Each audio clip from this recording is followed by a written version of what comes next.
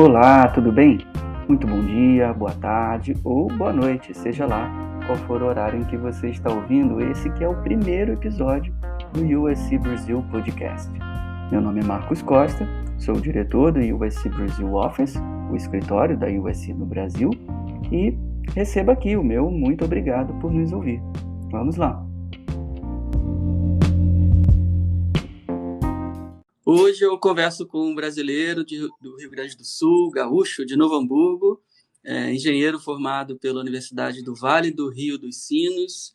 Ele teve a oportunidade de conhecer a USC Viterbi School of Engineering em 2015, quando fez um ano do seu curso de graduação lá em Los Angeles, ao conseguir uma bolsa de estudos do Ciências Sem Fronteiras. Gostou tanto da experiência, né, Matheus, que agora está de volta à terra de Hollywood aí para a USC Viterbi, onde é atualmente aluno do programa de mestrado em Data Science, o Master of Science in Data Science Program da USC Viterbi. Matheus Schmitz, muito obrigado por bater esse papo com a gente, por topar gastar esse tempinho aqui com a gente, compartilhar suas experiências. Tudo bem contigo, Matheus? Como vai? Tudo bem, Marcos. Tudo bem comigo. Vou muito bem. Aqui para mim são 10h30 da manhã. Los Angeles, como sempre, um belo céu azul, um dia feliz e alegre. Então vou muito bem e fico feliz de poder estar aqui e compartilhar experiências e conhecimentos sobre como é estar na USC e como foi o processo de vir para a USC, porque também, se não fosse por pessoas antes de mim que me ajudaram a estar aqui, provavelmente não estaria, né? Então, nada mais correto que passar adiante o favor. Puxa, muito obrigado, muito obrigado. Isso é muito valioso mesmo para qualquer um que quer desenvolver esse projeto de vida aí, né? Quer estar estudando aí como você. Eu falo com você de São Paulo, já são 2h30 da tarde, aqui, estou 4 horas na sua frente, tempo nublado, tempinho ameno aqui em São Paulo, bem típico também aqui da cidade, né, de São Paulo, onde a USC mantém o USC Brasil Office desde já de 2013. Né? Aqui no escritório eu recebo, Matheus, atendo aqui muita gente que sonha ir para a Califórnia, estudar na USC, e são inúmeras as perguntas que eu recebo. Tem gente com dúvidas sobre o processo de application, outras com dúvidas, inclusive, sobre as opções de cursos. São centenas, né, de opções aí de mestrado, doutorados, enfim. São muitas as dúvidas que as pessoas têm, mas a dúvida campeã costuma ser mesmo sobre grana, Matheus. E eu queria falar um pouquinho sobre isso com você. Né? É caro se manter nos Estados Unidos, numa cidade como Los Angeles. Tem os custos do curso em si, moradia, lazer, transporte, refeições, muita coisa aí, tudo em dólar, né? E você já teve a experiência de atuar como teacher assistant, né? Foi remunerado por isso, atualmente possui uma assistantship no USC Information Science Institute, né? Dessa forma você recebe aí uma espécie de salário que eu imagino te ajuda muito a se manter aí em LA, a pagar suas despesas. Conta um pouco para a gente, Matheus, sobre como funciona tudo isso, como conseguir essas vagas. Além de tudo, você também é bolsista, né? Você recebeu uma bolsa de estudos da USC para fazer o seu mestrado. Conta para a gente, quero saber de tudo aí, tirar a dúvida de todo mundo. Isso, vamos lá então. Tu levou no ponto que realmente no meu caso tem duas situações em paralelo, digamos assim, né? Tem a bolsa que cobre tuition sendo a mensalidade das aulas, e tem o meu trabalho no Information Sciences Institute, que é remunerado. E no meu caso específico, sendo mestrado, essas duas coisas são totalmente desconexas e separadas. Uhum. Eu digo isso porque para muitos alunos de PhD, alunos de doutorado, não é. Eles têm uma única bolsa que inclui um trabalho remunerado e tudo mais. Mas no mestrado, se tu para ter os dois, tu tem que conseguir os dois individualmente. Uhum. Então vamos lá por partes. Você fez o application, foi admitido com bolsa, né? Conta pra gente um pouquinho como é que foi isso. Isso. Então, a USC, em específico, ela tem como padrão que todo mundo que aplica já é considerado para uma bolsa. E eu destaco isso porque a maioria das universidades dos Estados Unidos não é assim. Quando tu aplica, tu tem que... tu basicamente tem que fazer uma aplicação separada para ser considerado para a bolsa, certo? E no caso da USC, os materiais que tu submete para ser considerado para o teu curso em específico, que aí inclui também teu Statement of Purpose, teu histórico acadêmico e tudo mais, eles já usam para te considerar para a bolsa. Então, todo mundo que aplica é considerado para a bolsa, certo?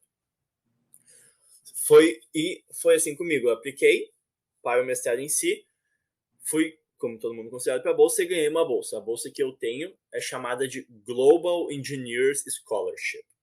Então, quando você se inscreve, submete sua application, você tem 3 tipos de respostas possíveis, né? Ou você recebe uma cartinha dizendo que não foi admitido, né? Que ninguém quer ouvir, ou que você foi admitido sem uma bolsa, ou que você foi admitido com uma bolsa, que foi o seu caso.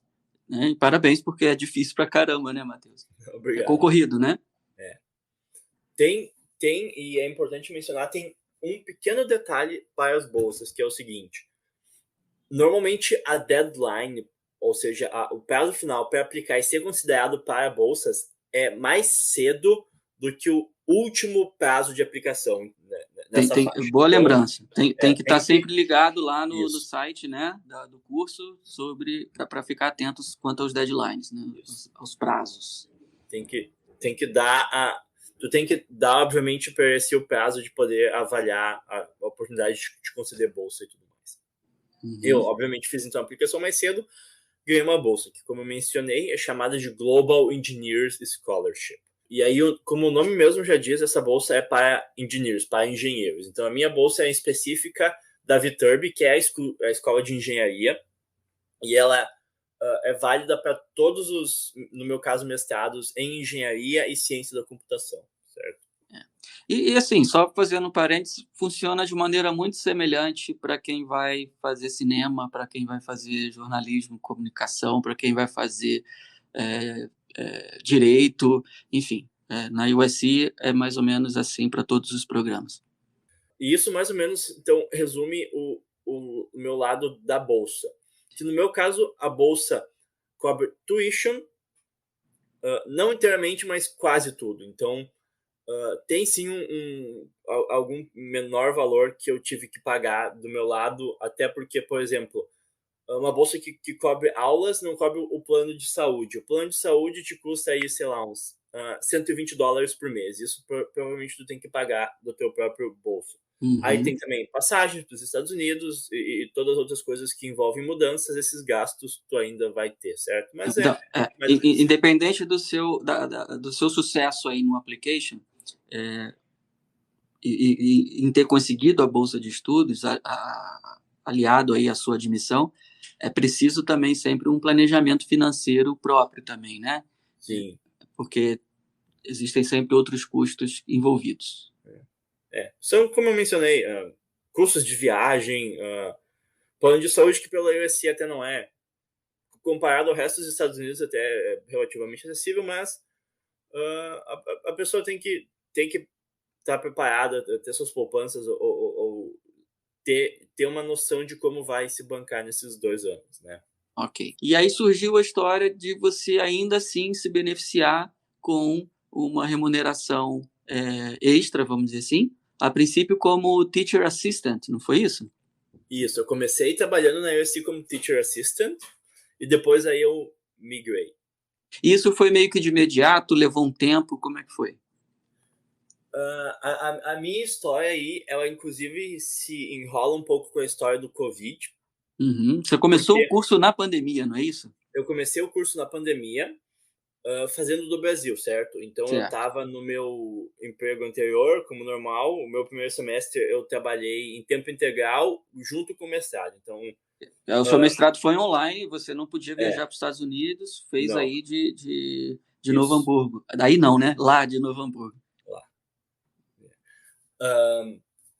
Então, obviamente, é uma pena não poder ter vindo já e tem vários problemas, mas também, pelo menos, se a gente olha para o positivo, eu consegui, apesar do aperto de tempo, estar trabalhando e estudando ao mesmo tempo, que ajuda financeiramente, né? E aí o fuso horário te ajudou, né? Imagina. Isso, sim.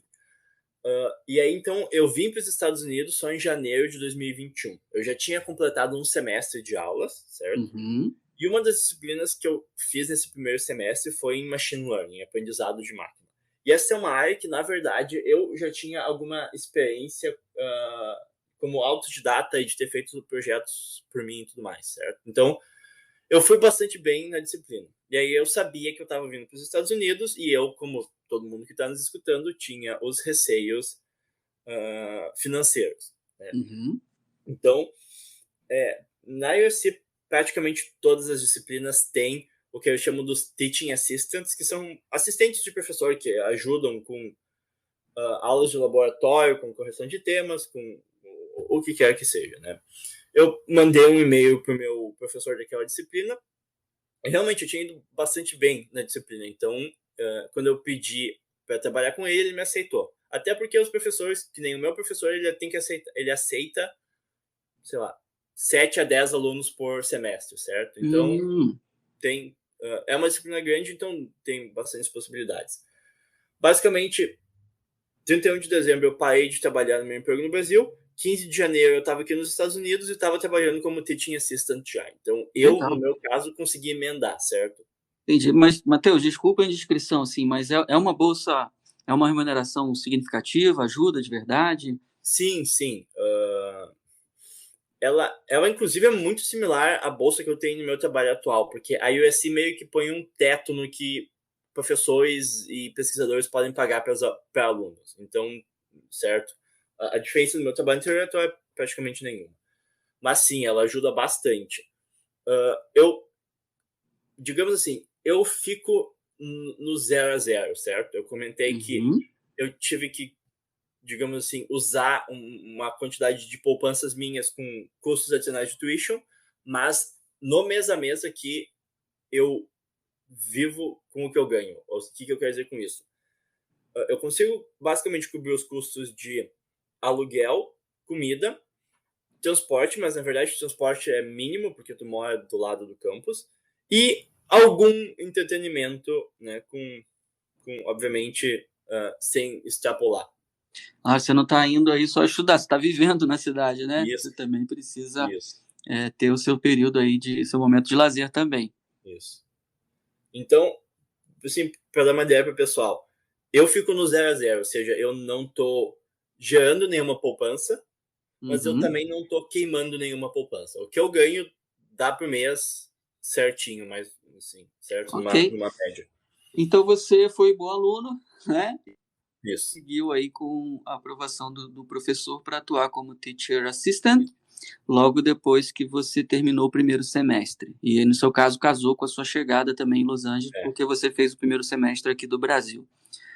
Você ficou quanto tempo Como nessa teaching posição? assistant, isso. Nessa Eu posição. fiquei o semestre acadêmico, isso são 4 meses, da metade de janeiro à metade de maio, certo? Legal.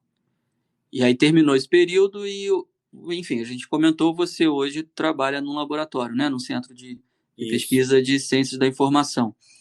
Como é que você conseguiu depois essa posição? Conta um pouquinho pra gente sobre o que você faz aí.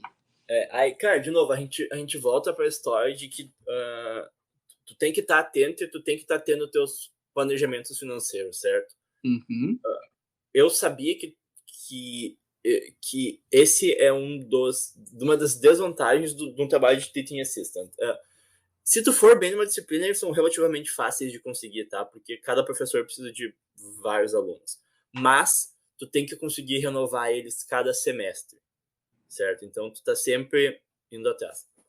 E aí, então, ainda no meu primeiro semestre aqui nos Estados Unidos, enquanto eu era teaching assistant, abriram uma vaga para pesquisador também na área de Machine Learning e Inteligência Artificial, que é onde eu tinha minha experiência, nesse Information Sciences Institute, certo?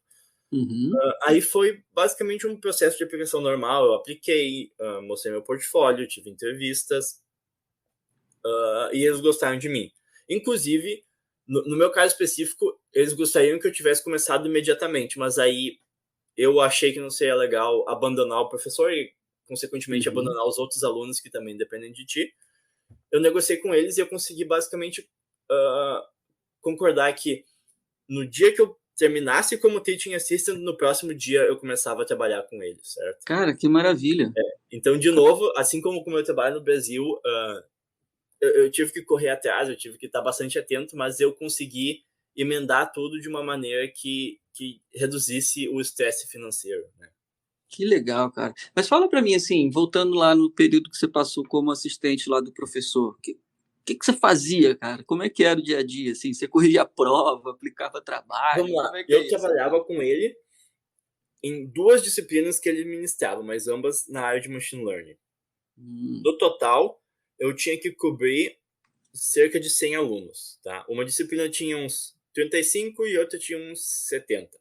E ele estava dando aula para graduação ou para o próprio programa de mestrado? Graduação. Esse professor dá aula em ambos, mas as disciplinas que eu estava trabalhando com ele são da graduação. Entendi. Corrigir homeworks é um dos principais, certo? Trabalhos e tudo mais. Tu vai dar office hours. Office hours nada mais é que tutoria para os alunos, ou seja, normalmente cada assistente tem 2 horas de office hours por semana, que é basicamente tu estar ou numa sala virtual do Zoom ou numa sala da universidade, e os alunos podem ir lá e tirar dúvidas sobre a disciplina contigo. Né? Uma monitoria, né? Uma monitoria. Uma monitoria, isso. Uhum. Esse é o segundo. Aí o terceiro, que acontece em alguns casos, e era uma das coisas que eu fazia, aqui nos Estados Unidos é mais comum, além das aulas, que eles chamam de lectures, tu às vezes tem elementos adicionais, por exemplo, discussion sessions ou aulas de laboratório que são práticas, né? E normalmente esses extras não são ministrados pelos professores, são ministrados pelos teaching assistants. Entendi. Isso era o meu caso. Então, semanalmente, toda semana, numa sexta, para uma das 2 turmas, eu era responsável pela aula de laboratório, que é uma aula prática de machine learning, certo? Que complementa a aula, a lecture mais teórica que o professor ministra. Que maneiro, que maneiro. E dava para conciliar tudo aí com as aulas que você tinha que ter no mestrado? Te atrapalhou no programa em si? Como é que foi? Eu pessoalmente nunca tive problemas. Inclusive, no meu primeiro semestre, eu tinha uma carga de trabalho ainda maior. Depois, como teaching assistant, eu trabalhava, então, 20 horas por semana, que inclusive é o máximo que um visto de estudante te permite. Então, não há possibilidade de tentar pegar, por exemplo, 3 disciplinas e fazer 30 horas. Isso o visto não permite. Mas, sim, eu consegui. Assim, admitidamente, tu vai estar mais ocupado que alguém que só estuda e não trabalha, certo? Mas aí a vantagem e o pró é que tu tá ganhando o dinheiro para se manter. Cara, tem o dinheiro e assim, imagino que uma experiência acumulada fantástica também, né? Com certeza.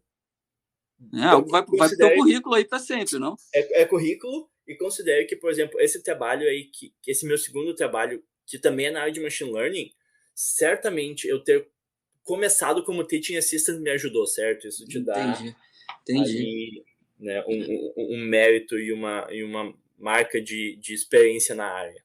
Você concorrendo com outros candidatos aí, com certeza só te ajudou, né? O fato de você estar atuando como teacher assistant. Então vamos falar agora, o que você faz no laboratório, no US Information Science Institute? Isso. Eu faço pesquisa aplicada, o que quer dizer que realmente ela tem um foco mais ela é menos, digamos assim, de estágios iniciais e mais em integrar sistemas, tá?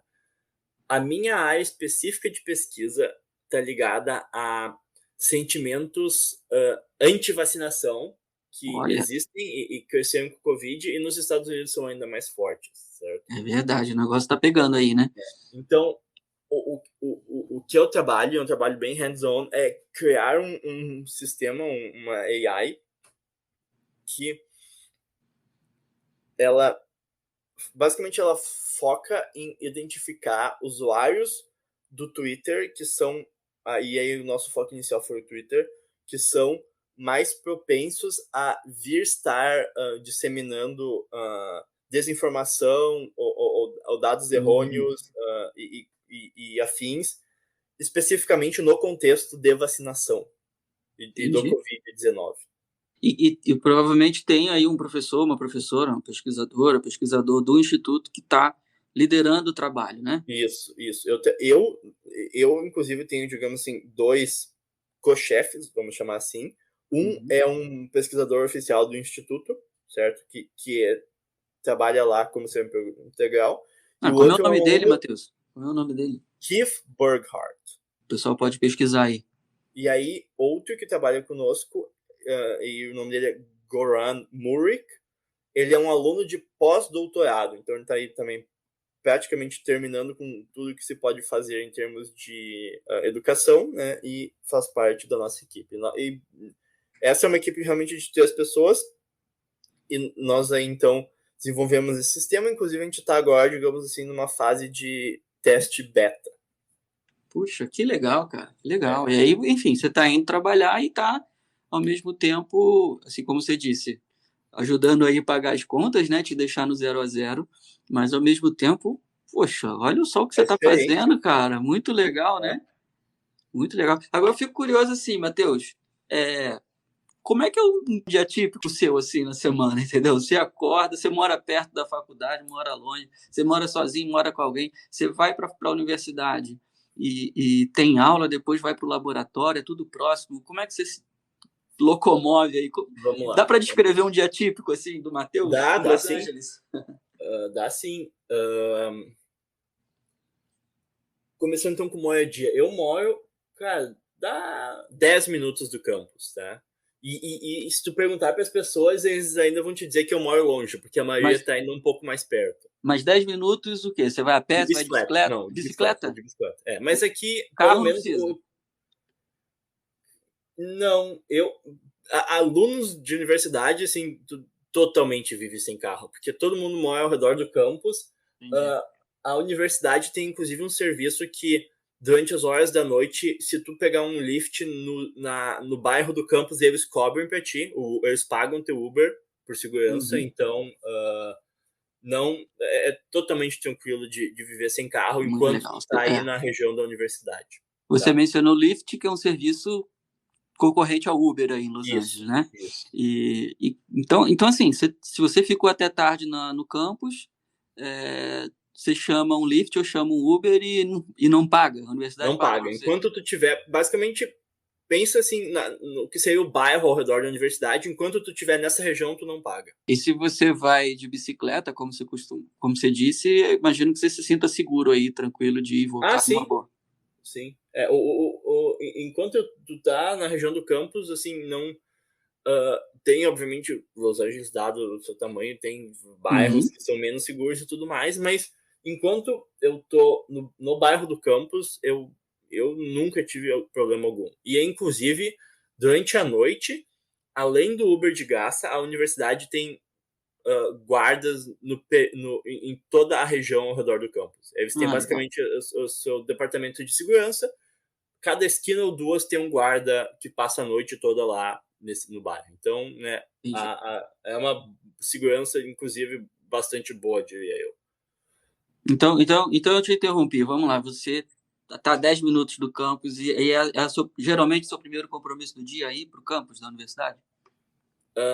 Aí aí de novo a gente pega um pouco ainda da questão do Covid, né? Dado o Covid, eu estou Hum, trabalhando remotamente. entendi. Então, como eu organizo a minha semana? Eu trabalho no ISI 20 horas por semana, mas eu Uhum. tenho uma boa flexibilidade no meu horário de trabalho, o que é normal, né? Eles estão acostumados a trabalhar com alunos, tu tem que alinhar ao redor das suas outras responsabilidades como aluno e tu tem essa flexibilidade. Como eu Uhum. pessoalmente faço? Eu sempre fui uma pessoa e tive hábito de dormir cedo e acordar cedo. Eu sempre acordei cedo, né? Uhum. Então, eu basicamente acordo todo dia às 6:30 da manhã. O computador tá do lado da cama, então das 7 da manhã ao meio-dia, dias de semana, eu tô trabalhando, certo? As manhãs eu tiro para trabalhar, e aí basicamente o resto do meu dia isso está resolvido, digamos assim, e eu divido igualmente todos os dias, né? Mas as aulas são lá no campus, né? No campus, para as aulas eu vou no campus. Só que as minhas aulas são todas de tarde, inclusive é um dos Entendi. motivos pelo qual eu divido meu horário assim. Uhum. Uhum. No mestrado bastante incomum tu ter aulas de manhã. A grande maioria delas são no período da tarde. Em parte porque tu tem um número maior de alunos aí fazendo algum tipo de trabalho part-time, pesquisa e tudo mais, né? Então vamos lá. Eu trabalhei até meio-dia. Aí eu almoço e aí depois depende. Por exemplo, os dias que eu tenho aula no campus, as minhas aulas começam cedo, tipo 1, 2 da tarde. Então, logo depois do almoço, eu vou pro campus, né? E Pega a sua bike isso, e vai para lá. pego a bike e vou pro campus e tenho a aula lá. Os dias que eu não tenho aula, aí eu tiro para basicamente fazer os meus trabalhos, temas, projetos e tudo mais. Que isso Então realmente não é é todo uma dia que você tem aula. característica do mestrado. Não é todo dia que você tem aula. Você não precisa ir para aula todo. Não. Entendi. Isso, inclusive, aqui é uma característica do mestrado, tá? Comparado à graduação, tu tem menos horas de aula, mas tu tem muito mais horas de extras que tu tem que fazer. Tu tem que, às vezes, ler artigos, tu tem que desenvolver projetos, tu tem que fazer temas, tu tem que escrever artigos, o que quer que seja. Então, tu tem uma carga de trabalho fora de aula bastante maior, né? Entendi. E aí, de novo, eu busco equilibrar. Então, alguns dias eu tô no campus na aula, os dias que eu não tô no campus, nesses períodos, eu tô trabalhando por mim. Eu tô fazendo aí o que quer que esteja pegando naquela semana, naquele momento. E você costuma fazer isso de casa mesmo, aí do seu apartamento, ou você costuma ir pro campus, usar uma biblioteca, usar um laboratório? Eu prefiro fazer de casa. Estudar em bibliotecas e trabalhar em bibliotecas aqui é extremamente popular e comum entre os alunos. Tu vai no campus, tá cheio de gente que acha um lugar embaixo de uma árvore, acha uma biblioteca legal, acha... Aí você tem muitos lugares muito bonitos, calmos. O campus é fantástico, né, Matheus? Tem que falar, né? Fantástico. Mas aí, de novo, pessoalmente, eu acho que eu sou mais produtivo quando eu tô em casa. Eu tenho, digamos assim, tudo que eu precisar do meu lado. Eu poupo algum tempo aí em transporte e eu gosto mais de trabalhar assim na minha focada. Então, eu não costumo ir pro campus. Mas aí, vamos lá. Termino minhas aulas ou termino meus estudos ali 6, 7 horas, digamos assim, da noite. A universidade tem academia que tem horários assim, bastante grandes, então para fazer alguma atividade física, esporte é super fácil. Se tu já tá no campus, é só emendar e usar. Se tu não tá também, em 10 minutos tu tá lá, não é problema. E você paga alguma taxa extra aí para usar esses? Para alunos, não. Para alunos, tudo aí na faixa. Na faixa não, já tá pago, já tá incluído já tá preço, pago, né? Isso. Então, para fazer algum nível de atividade física, aí, voltando, já é fim do dia, aí é mais, vamos lá, comer alguma janta, tomar um banho, às vezes, né, alguma coisa que seja mais tranquila, alguma leitura que eu tenho que fazer, ou algo um pouco mais calmo, né? E aí, também, isso é um pouco porque eu durmo mais cedo, porque eu acordo mais cedo. Entendi. E eu, basicamente, faço, assim, ponho bastante foco e atenção em tentar lidar com tudo que eu tenho que lidar de segunda a sexta. Nem sempre é possível tu estar fazendo um mestrado. Saiba que às vezes tu vai ter que trabalhar fins de semana, né? É parte do negócio. Mas eu tento manter de segunda a sexta para então realmente poder aproveitar essa maravilhosa cidade onde a USC tá. Tu tem Hollywood aqui do lado, tu tem lugares para fazer trilhas, tu tem a praia que tá em 40 minutos de trem, tu tá lá, tu tem o centro da cidade para explorar. Não faltam coisas para fazer aqui, né? E aí eu tento garantir que eu tenha meus fins de semana para poder aproveitar um pouco a cidade.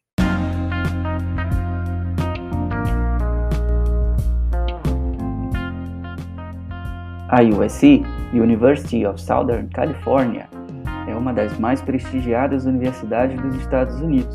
Localizada em Los Angeles, está entre as 20 melhores universidades americanas, segundo o Wall Street Journal, e a top 3 na costa oeste. Possui várias faculdades entre as melhores dos principais rankings americanos. Isso inclui a USC Viterbi School of Engineering, nossa faculdade de engenharia, que é onde se formou o primeiro homem a pisar na Lua, Neil Armstrong, e é lar do primeiro centro de computação quântica a operar no meio acadêmico. A USC Viterbi oferece diversos programas de mestrado e doutorado com bolsas de estudo. Visite o site viterbigradadmission.usc.edu e saiba mais.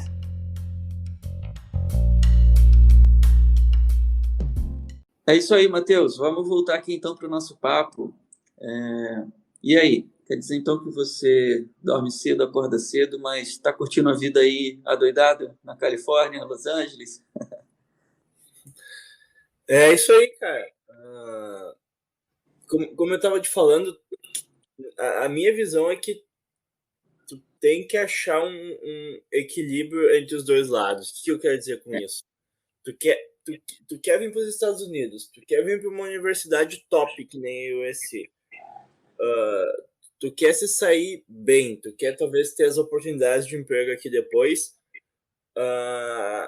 Isso não vem se tu levar tudo muito na manha, digamos assim, certo? O cara tem que ter alguma rotina, tem que ter um ritmo, tem que ter organizado e ir atrás. É isso aí, tem que manter o ritmo, mas precisa também se divertir, né? Precisa também cuidar aí da mente, cuidar do corpo. Você comentou já um pouquinho sobre academias e os facilities, né? Os prédios, as instalações aí do campus que estão à sua disposição. Mas estou curioso agora para saber do seu final de semana, cara. Como é que você faz? Para onde você vai? O que Los Angeles tem para oferecer? A Califórnia, enfim. Cara, diga aí. Realmente tem de tudo. Vou te dizer que não... a característica do fim de semana é que realmente não tem uma única cara, né? Vamos lá. Do ladinho da USC, tu caminha uma quadra, meia quadra, na verdade, do campus, tu pega o metrô, o trem aqui de Los Angeles. Desse trem, a linha que passa do lado da USC te larga direto na frente da praia de Santa Mônica, daquele pier famoso. Então, é a coisa mais fácil que tem. 40 minutos o cara tá na praia da USC. Aí é uma ótima oportunidade para curtir o fim de semana, para curtir uma vibe diferente. Não falta museu. Santa Mônica é show de bola, né, cara? Quem nunca viu foto ou viu um filme com aquele pier, enfim. Cara, é demais estar lá, porque tu caminha lá e tu pensa em, sei lá, filmes, vídeos de YouTube, o que quer que seja, a quantidade de coisa que tu já viu se passando por lá, e tu te dá conta quando tu tá lá, realmente é icônico o lugar. É um ícone mesmo, né? Um ícone que foi transformado assim, no meu ver, por conta de Hollywood, que também tá perto aí, né? Também, é outra. De novo, uma coisa muito legal da USC é o quão perto ela tá de downtown, do centro de Los Angeles. Então, é mais fácil tu pegar as linhas de trem, te conectar e ir para os lugares. Não é muito difícil de também ir para Hollywood, caminhar na Calçada da Fama. Outro trajeto muito, muito famoso, às vezes recorrentes do final de semana, são as hikes, as trilhas que tem. Um pouquinho aqui fora de Los Angeles tem um lugar chamado o Griffith Observatory. Então tem um observatório em cima de uma montanha.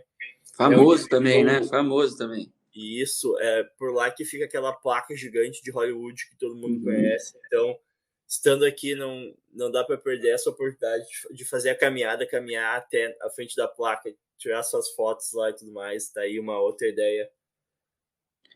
Show de bola. Isso. Tem tendo também, né, a Student Life da USC, por exemplo.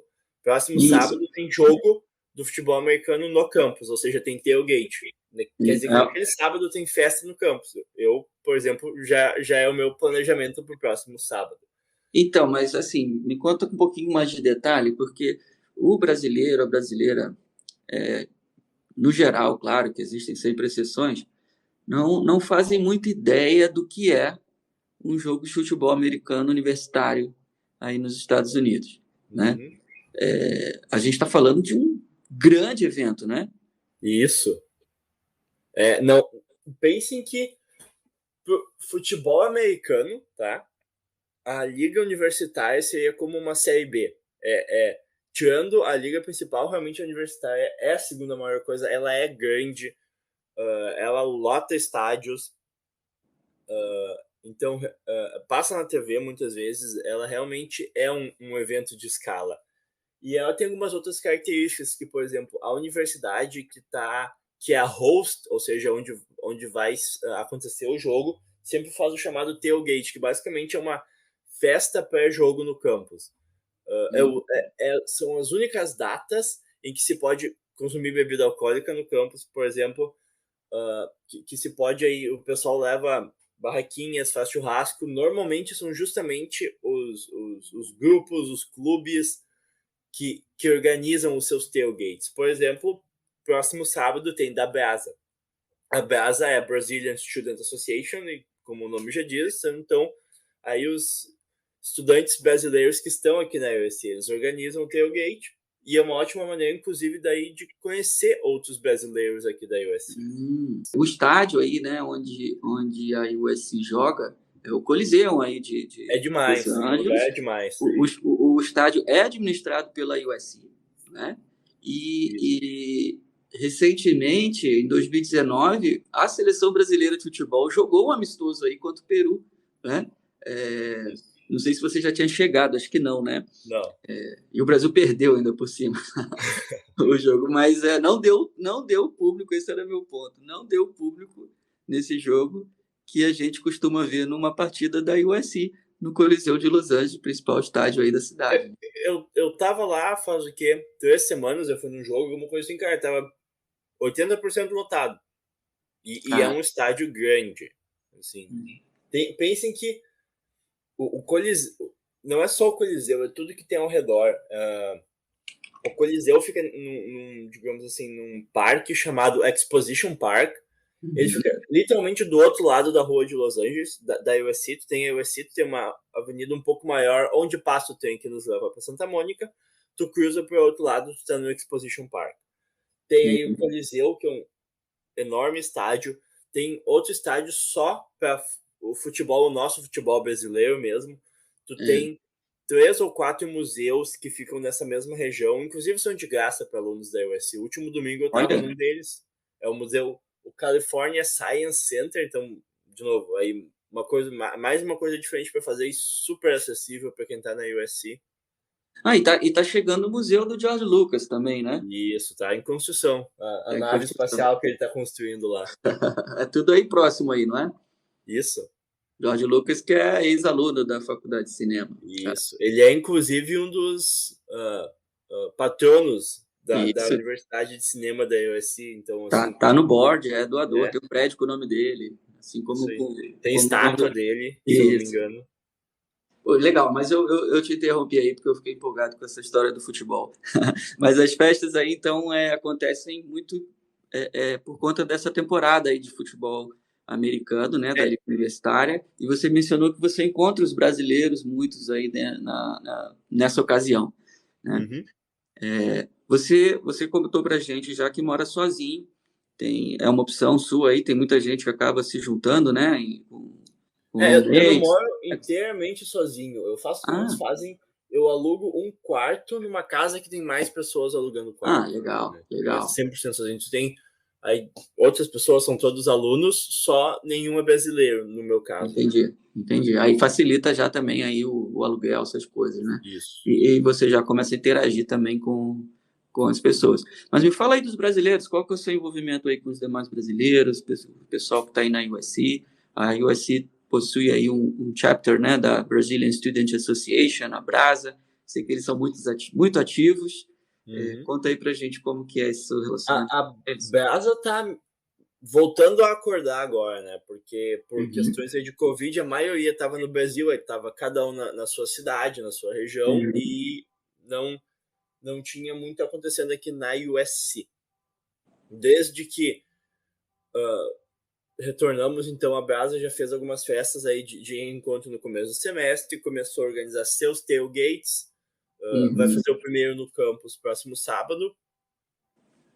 E a Brasa, ela realmente é uma organização estruturada, então a gente tem presidente, tem tesoureiro, tem responsável por marketing, eu não me lembro agora exatamente de todas as funções, mas tem aí alguns alunos membros que têm funções realmente importantes para manter o clube na ativa, né?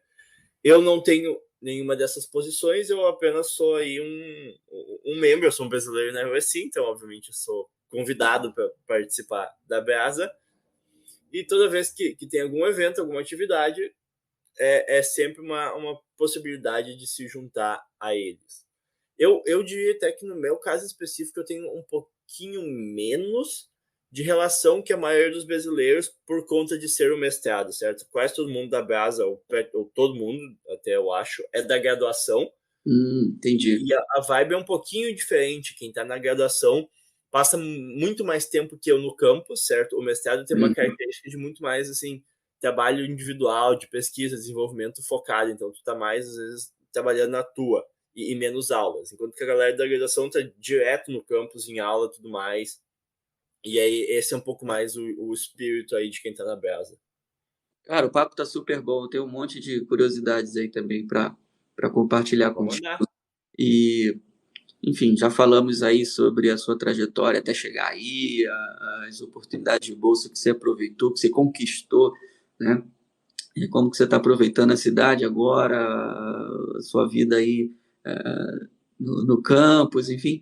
Mas acho que a gente não falou sobre as aulas, né? Você falou que, enfim, não é todo dia que você tem aula, mas como que é a sala de aula, Matheus? Eu tenho essa curiosidade também e muitas pessoas compartilham essa curiosidade comigo. Como que é a sala de aula de um aluno de mestrado, no seu caso, na USC Viterbi, como aluno de mestrado em engenharia, em data science? Isso. As aulas Ela são longas, são curtas, são grupos de estudo, as turmas são cheias de gente, pouca gente. Como que é? Vamos lá. Primeiro ponto. A sala do mestrado é igual à sala da graduação. É a mesma aula. Se às 2 da tarde acaba uma aula da graduação, 2h30 tá começando uma aula do mestrado, alguma coisa assim. Não tem essa diferença. Ah, você diz o espaço físico, né? O espaço físico é o mesmo. A maioria das salas aqui, elas são bastante bem equipadas. De novo, a USC é uma universidade com bons recursos, né? Então, se tu for comparar com a estrutura da maioria das universidades brasileiras, as salas aqui são um pouco mais confortáveis, tem um ar-condicionado disperso que funciona bem, uma iluminação legal. Tamanhos variam muito, tá? Aí eu te falo um pouco de uma coisa que é característica da Viterbi, da Escola de Engenharia. Ela é muito grande. E isso não é nem só a Viterbi. A Califórnia, no geral, ela é um lugar que é forte na engenharia e principalmente em computer science, em ciência da computação, tá? Isso nos leva a uma coisa que, se tu tá fazendo data science ou computer science na USC, é normal tu ter aulas com 250 a 350 alunos. Elas nem sequer ocorrem numa sala de aula, elas ocorrem em auditório. Auditório. Tá? Então, você tem aquelas aulas para um monte de gente, né? Isso. Que às vezes se vê em filme e tal. Principalmente em computer, de todos os mestrados e graduações da USC, Computer Science é o maior em número de alunos, provavelmente. Talvez seja Business, mas de qualquer maneira, Computer Science tem essa característica de ter aulas em tamanhos assim, enormes. Eu tentei evitar isso esse semestre, porque, por um lado, é legal e é parte da experiência americana. Por outro lado, essas aulas tão grandes, elas têm algumas características aí de menos interação, né? É mais palestra, né? Isso. Depois de ter passado aí 2 anos em Zoom com interação limitada, eu queria aulas e disciplinas que me permitissem realmente aí apresentar, debater com colegas e tudo mais. Eu peguei 2 das menores disciplinas em Data Science. As 2 que eu peguei, elas têm 25 alunos. Então, assim, bastante normal para uma disciplina comum, certo? Cara, as minhas disciplinas de 25 alunos eu tenho numa sala de aula normal, com aquelas cadeiras com bancada móvel, porque aqui é 100% dos alunos, principalmente no meu tipo de mestrado, vai para aula com o seu computador, né? Se faz tudo no computador. E uma coisa legal agora também é que a USC tem todas as salas de aula equipadas para aulas híbridas. Então, eles tiveram, assim, câmeras instaladas que filmam o professor ministrando a aula. Se alguém não pode ir na aula, tem que estar no Zoom. Tem microfone instalado aí que grava. Então, realmente, eles botaram um esforço em pensar em maneiras de garantir que se alguém não puder vir, tiver com alguma suspeita de Covid ou qualquer outro problema, que a pessoa possa seguir na aula normal. Isso eu acho bastante legal. O investimento da universidade como um todo foi massivo mesmo em transformar todas as salas de aula em salas híbridas, né? Em que as pessoas podem tanto assistir de casa, né, e participar da aula de casa, como estar presencialmente também, já se preparando aí para um tempo pós-pandemia, né? Isso. Aí, o que mais eu posso te dizer? Voltando talvez um pouquinho aí entre graduação versus mestrado, tá? Graduação, normalmente, tu vai fazer 5 disciplinas, talvez 4, talvez 6, mas numa média aí 5 disciplinas. E a maioria dessas disciplinas, elas têm aulas aí de provavelmente 1h30, 2 horas por aula. E aí acontecem 2 a 3 aulas por semana de uma disciplina. Você fica com o schedule aí, com a agenda, né, cheia, né, de segunda a sexta. Isso, é isso mesmo que eu estava te comentando. Quem é da graduação, normalmente aí de segunda a sexta tem aula a maioria das manhãs e a maioria das tardes. Claro, tem pausas aí para café da manhã, almoço e tudo mais, né? Mas na graduação, a tua expectativa é, principalmente comparada a graduações no Brasil, que tu vai passar mais tempo no campus, mais tempo em sala de aula. Tá? E aí a regra que eles dão é que mais ou menos aí para cada hora de aula tu tenha talvez 1 hora de homework, tá? Aqui também no Brasil é um pouco mais normal, o pessoal tá talvez assim fazendo um trabalho part-time, alguma coisa assim durante a graduação. Aqui é menos incomum, então sim, a carga é um pouco maior. Eles esperam que a pessoa seja um aluno em tempo integral, né? Então para cada hora de aula tu tem talvez aí 1 hora de homework. Mas de novo, se a pessoa aí faz uma agenda para si, seja acordando mais cedo, mais tarde, não sei o que, mas se planeje, se organize, em situações normais tu consegue tocar de segunda a sexta. Obviamente tu vai ter provas de algumas vezes que tu vai ter que trabalhar fim de semana, acontece, né? E tem que estar disposto a fazer isso para vir para cá. Mas no geral, organizado, tu toca de segunda a sexta. Mestrado é um pouquinho diferente. Mestrado é muito mais normal, o pessoal já está trabalhando fora, está fazendo outras pesquisas, outras coisas, então ele é pensado um pouco mais para não dar tantos conflitos com o que tu faz. Então é muito mais normal tu ter aulas só uma vez por semana, e aí aulas 4 horas de aula numa tacada só, né? Isso é uma característica do mestrado, e 1 dia por semana só. É o que acontece para mim, por exemplo. Agora, esse semestre, melhor dizendo, eu tenho aulas segunda e sexta. Segunda eu tenho aula das 2 às 5h30 da tarde, então 3h30.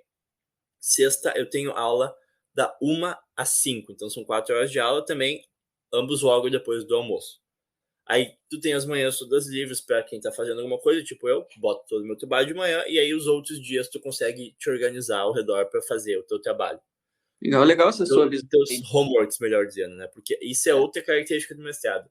Se na graduação tu espera, talvez, 1 hora de homework para cada hora de aula, no mestrado a conta é 4 a 5 horas de homework por hora de aula. Ou seja, se tu tem 3 horas de aula por semana, espere passar talvez aí até 12 a 15 horas fazendo o trabalho fora de aula. Muito legal essa sua visão, porque você teve experiência aí também como aluno de graduação, né, no intercâmbio aí do Ciências Sem Fronteiras, que você passou aí em 2015, de 15 para 16, né?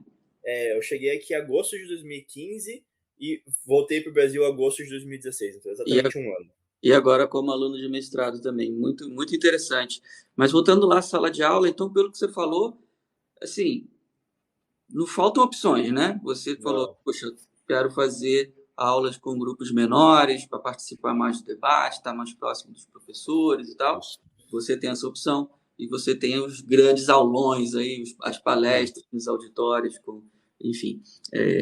E você que foi montando aí a sua grade, Isso. alguma orientação. O mestrado na USC é muito legal porque tu tem muito mais flexibilidade, tá? Eu tenho que fazer 8 disciplinas para terminar meu mestrado, certo? Dessas 8, 3 eles chamam de core, são base e todo mundo tem que fazer. E as outras 5 eu escolho, ou seja, eu levo para a direção que eu quiser. Eu tenho mais disciplinas livres que não livres, digamos assim. E se você precisa de uma orientação sobre que disciplinas escolher, como é que tá? Tu não precisa, mas tu tem. A USC, cada departamento tem aí o que eu chamo de academic advisors, então realmente são conselheiros acadêmicos, né? E tu pode conversar com eles são especialistas em um programa ou uma disciplina, ou seja, tu pode aí falar sobre em que área tu quer especializar, o que te interessa, e eles podem te aconselhar a como melhor montar a tua grade de estudos. Show de bola, show de bola. Alguma das disciplinas aí que você destaca aí, que você fez e que foi, valeu a pena, assim? Algum professor que você queira destacar? Fácil, certamente a melhor disciplina que eu fiz é uma disciplina aqui da Data Science. Ela é chamada Knowledge Graphs, ou seja, grafos de conhecimento. Obviamente, a gente está no mundo de Computer Science, então né, ela vai ser tão técnica quanto uma disciplina média nesse mundo seja. Ela não é única ou especialmente técnica, mas ela é tão técnica quanto qualquer outra disciplina. Mas, cara, ela é um conhecimento muito diferencial. Isso, inclusive, linka com o lugar onde eu trabalho. Porque essa área de grafos de conhecimento é uma das especialidades desse centro de pesquisa onde eu trabalho. E aí a gente tem professores desse centro de pesquisa que dão a aula dessa disciplina. Então, assim, é uma coisa que seria... Primeiro que é muito interessante e os caras realmente são especialistas. E principalmente, esse é um conhecimento que eu não ia conseguir em outro lugar, tá? Às vezes a gente fala de e-learning, de Coursera, de Skillshare, desses sites. Cara, tem coisas mais comuns ou mais genéricas que realmente eu acho que tu pode ter um bom aprendizado lá. Mas esses conhecimentos especialistas e diferenciados, que nem o dessa disciplina, tu não acha lá. Realmente, o único jeito de eu ter aprendido o que eu aprendi é nessa disciplina, e especialmente na USC, porque acontece de ser que é aqui onde os caras que manjam disso estão. Então, assim, no geral, tu ter uma disciplina com alguém que realmente é notório no seu campo é uma experiência muito interessante. Muito fera, né? E você falou no plural, então são professores dessa disciplina? Sim, essa disciplina ela é ministrada por 2 professores. Não é o mais comum, mas aí se faz isso, organiza isso às vezes. Tem um cara que é o professor fixo dessa disciplina, certo? E aí tem diversos outros pesquisadores que trabalham junto com ele no mesmo centro, e cada semestre um deles entra no barco, um sai do barco e um entra no barco para ministrar a disciplina em conjunto. De novo, é uma coisa... Eu nunca tinha tido isso no Brasil, e é uma mudança interessante assim para se experimentar uma vez. Puxa, Matheus, muito legal ouvir tua história, cara. Assim, você é um cara brilhante, não está aí à toa, não conquistou as coisas que você conquistou à toa. Mais uma vez, te dou os parabéns aí e muito obrigado também, não só pelo seu tempo aqui, por compartilhar essa experiência toda com a gente, mas por representar também a gente aí, cara. E te desejo aí todo sucesso mesmo que você possa ter, porque não só conhecimento você está adquirindo, não é só uma questão de estar adquirindo aí conhecimento, né? Você está produzindo coisa legal também, e que você tenha muito sucesso aí na tua vida pós-mestrado, não só na parte profissional, como pessoal também, que os seus planos aí sejam de muito sucesso. Marcos, de novo, muito obrigado. Fico lisonjado aí pelos elogios. E, cara, de novo, o que eu mais posso dizer é que estou feliz de estar aqui, de poder participar. Eu tenho que agradecer algumas pessoas, eu diria especialmente a Fernanda Gushken, que foi uma aluna aqui da USC que foi membro da Brasa e que me ajudou muito a conseguir aí o que eu consegui para o mestrado. E eu realmente vejo como o que eu faço agora, e inclusive eu sou também embaixador da USC Viterbi, né? E eu faço tudo isso de graça, e realmente só como repagar as minhas dívidas de quem me ajudou e buscar e ajudar os próximos. Então, também, assim, além de agradecer, eu tenho que dizer de novo, eu sou embaixador. Se o pessoal for aí no site da USC Viterbi, tem uma página de embaixadores. Eu tô lá, pode me achar lá e pode me mandar perguntas sobre o que quer que seja aí, dúvidas sobre provas, sobre viagem, sobre o que quer que seja. Eu já ajudo uma galera, se alguém tiver dúvida, vai lá. Eu faço isso realmente para ajudar, porque eu sou muito grato às pessoas que me ajudaram a estar aqui, e então, né, eu gostaria de também poder ajudar aí a próxima geração, digamos assim. Muito legal, já está ajudando. Obrigado pela sua generosidade. E assim, para a gente terminar aqui mesmo, Matheus, não vou perder essa chance. Application, uma dica de ouro assim, para quem quer fazer um application de sucesso para fazer um mestrado na USC. Começa cedo. Olha, isso aí. Demanda. Tem muitas etapas, e o mais importante, eu falei. Se tu quer ganhar bolsa, o prazo é 2 meses antes. Então, começa cedo. Show de bola. Tá aí a dica do Matheus. Tá aí toda a experiência dele. Vou disponibilizar aí o link do seu perfil lá como aluno embaixador da Viterbi, e para o pessoal entrar em contato contigo. Valeu, Matheus. Muito obrigado. Obrigado mesmo. Valeu, Marcos. Até a próxima. Até a próxima. Um abraço.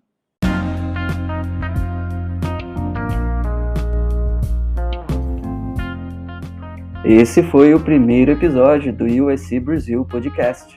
E vem muito mais aí pela frente, viu? Vou conversar ainda com muita gente legal como o Matheus, brazucas aí que estão estudando, já estudaram, trabalham, enfim. Pessoas bacanas que estão envolvidas com a USC de alguma maneira e que podem te ajudar de diferentes formas, tirando suas dúvidas, dando dicas importantes e muito mais. Espero mesmo que você tenha curtido esse primeiro episódio, e se quiser entrar em contato com o USC Brasil Office, é só escrever um e-mail para brasilsc@usc.edu. Brasil com S no e-mail, ok? Enfim, tudo de bom para você, muita paz e até a próxima. Tchau!